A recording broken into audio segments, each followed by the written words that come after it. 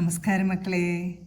ധാരാളം പുതിയ പഠിതാക്കളുണ്ടെന്ന് മനസ്സിലായി. ആദ്യത്തെ ക്ലാസ് മുതൽ പഠിക്കാൻ ശ്രമിക്കുകയാണെങ്കിൽ വളരെ എളുപ്പത്തിൽ മലയാളം പഠിക്കാൻ സാധിക്കും. ചാപ്റ്റർ 1 മുതൽ ആദ്യ പാഠഭാഗങ്ങളിലെ ക്ലാസ്സുകൾ എടുത്ത് പഠിക്കാൻ ശ്രദ്ധിക്കണം. ഓരോ ചാപ്റ്ററുകളും മുൻപ് പഠിപ്പിച്ച ചാപ്റ്ററുകളുടെ തുടർച്ചയായിട്ടാണ് പഠിപ്പിച്ചു കൊണ്ടുപോകുന്നത്. അതുകൊണ്ട് നിങ്ങൾ ആദ്യ ഭാഗങ്ങൾ പഠിക്കാൻ വളരെയധികം ശ്രദ്ധിക്കണം. ഇന്ന് നമ്മൾ ജ എന്ന വ്യഞ്ജനാക്ഷരം വരുന്ന കുറച്ചധികം വാചകങ്ങൾ പരിശീലിക്കുകയാണ്. നമുക്ക് വായിക്കാം. ആദ്യത്തെ വാചകം, ജീപ്പിലാണ് ജോലിക്ക് പോയത്. ജീപ്പിലാണ് ജോലിക്ക് പോയത്. ജീപ്പിലാണ് ജോലിക്ക് പോയത്. അടുത്ത വാചകം, ജനറൽ ആശുപത്രിയിൽ പോണം. ജനറൽ ആശുപത്രിയിൽ പോണം.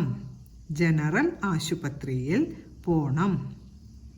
അടുത്ത വാചകം, ഇത് ജനവാസ മേഖലയാണ്. മേഖലയാണ്. ഇത് ജനവാസ മേഖലയാണ്. അടുത്ത വാചകം, ജലത്തിൽ ജനിച്ചത് ജലജം അഥവാ താമര. ജലജം എന്നാൽ താമരപ്പൂവാണ് കേട്ടോ. ജലത്തിൽ ജനിച്ചത് ജലജം. ജലജം എന്ന പേര് വന്നത് താമര ജനനമെടുക്കുന്നത് വെള്ളത്തിലാണ്.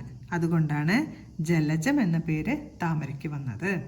ജലത്തിൽ ജനിച്ചത് ജലജം അഥവാ താമര.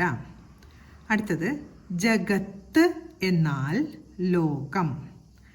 ജഗത്ത് എന്നാൽ ലോകം. ജഗത്ത് എന്നാൽ ലോകം. അടുത്ത വാചകം, ജനസമ്മതനായ. ജനസമ്മതനായ. ജനസമ്മതനായ നേതാവാണ്. ജനസമ്മതനായ നേതാവാണ്. ജനസമ്മതനായ നേതാവാണ്. അടുത്ത വാചകം, അഗ്നി ജ്വലിക്കുകയാണ്. അഗ്നി ജ്വലിക്കുകയാണ്. അഗ്നി ജ്വലിക്കുകയാണ്. അടുത്ത വാചകം, ജനങ്ങൾ ജാഗ്രതയോടെ ഇരുന്നു. ജനങ്ങൾ ജാഗ്രതയോടെ ഇരുന്നു. ജനങ്ങൾ ജാഗ്രതയോടെ ഇരുന്നു. ഇന്ന് നമ്മൾ പഠിച്ച ജ എന്ന അക്ഷരം വരുന്ന ഈ വാചകങ്ങൾ പറഞ്ഞുകൊണ്ട് എഴുതി പഠിക്കാൻ ശ്രമിക്കണം. അടുത്ത ക്ലാസ്സിൽ കാണാം മക്കളെ. നമസ്കാരം.